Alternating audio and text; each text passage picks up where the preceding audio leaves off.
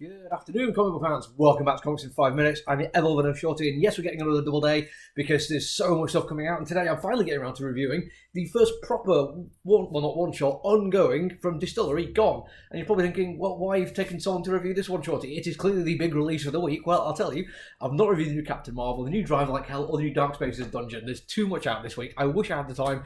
But honestly, every time I have to do one of these reviews, I have to close the shop up. Or I stay late, or I come in early, and there's only so much time in the day to do this kind of thing. So it has taken me a while, but I haven't got here. I have been looking forward to this one. I like Jock.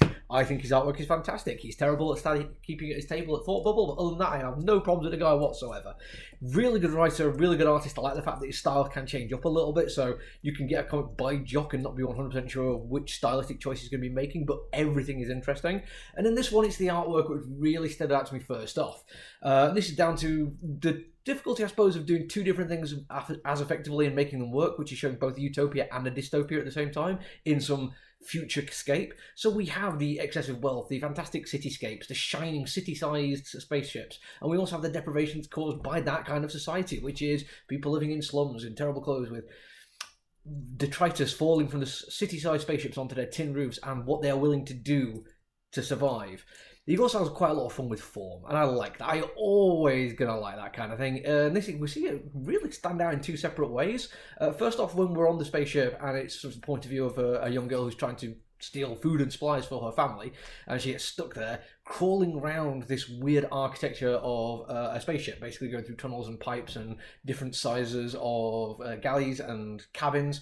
And these are used for panels and guttering for the comic, and it shows just how big and intense this spaceship is.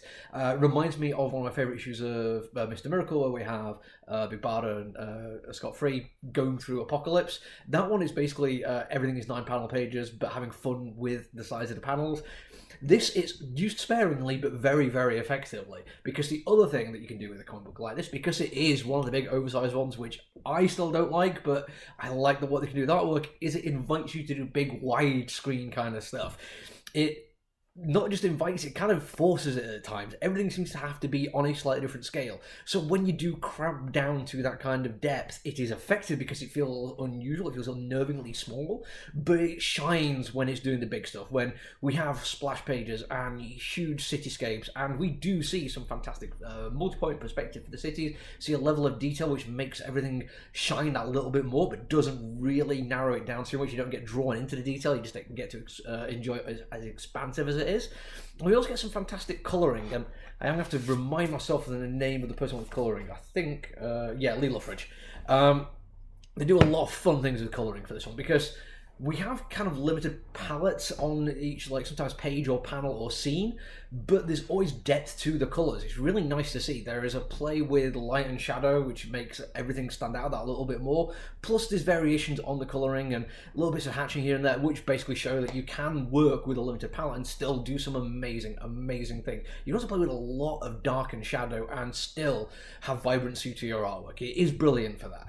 Onto the writing, we're back onto Jock again here, because this is what he does.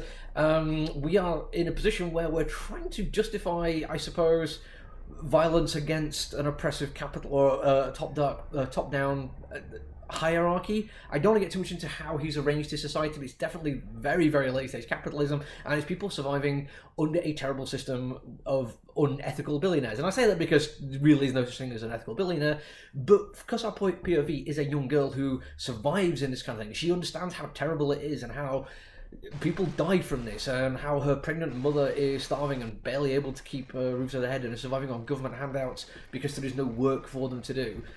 But she also only sees the individual billionaires and millionaires on this city-sized spaceship as individual people, not part of this system. So when terrorist cells get on board the spaceship with her, for she's going spliced, they're going to screw things up, she is shocked and appalled by the violence they use. Violence against the state or against the system, which uses starvation and poverty as violence against the lower classes.